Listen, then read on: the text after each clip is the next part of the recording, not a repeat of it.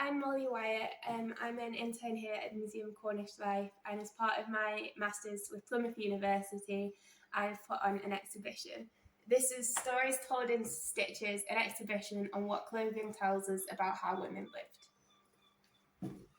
Okay. So I've got 3 themes, and the first one is this one, which is the ideal body shape. So I've looked at this mourning dress from about 1900. And I found out the history of the dressmaker who made it and how his grandson was mayor, and that might be why it was found in the Guildhall basement, which is how the museum got it. I then found other stuff by the same dressmaker, and that's what this section is. I've compared that with the corset from the same era and how tiny the waist is, and the difference between that and the flapper dress in the 20s that shows how loose clothing and how much it had changed in only 20 years. Mm-hmm. The next section I have is working women. So I have a Hessian apron that's made of the same material as sacks to make it more durable.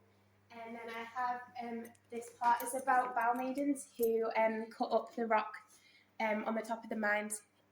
And they had these very iconic hats called gook bonnets. And we've got a little doll that wears the whole outfit. I also then have stuff about the land army, so we have this scrapbook here, and then some breeches.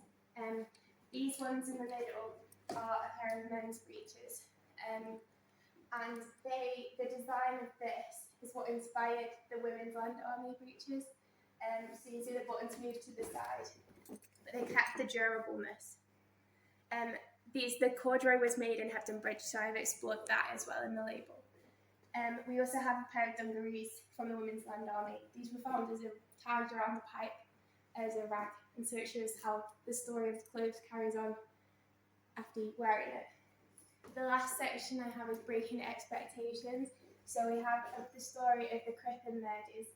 Crippen, who was accused of murdering his wife, fled across the Atlantic with his mistress, who was disguised as his son, but not very well. And so there's the telegram that the captain reported them for, and they managed to capture them when they landed in Canada. And so it's the first time Morse code was used to capture a criminal by using the telegram.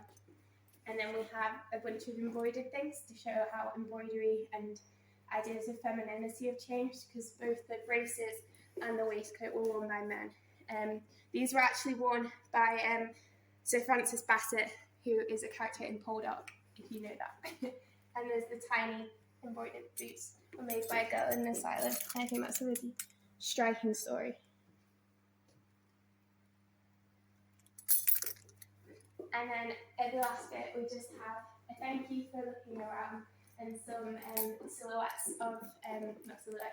outlines of various things in the exhibition for people to have a go at colouring in. Thank you.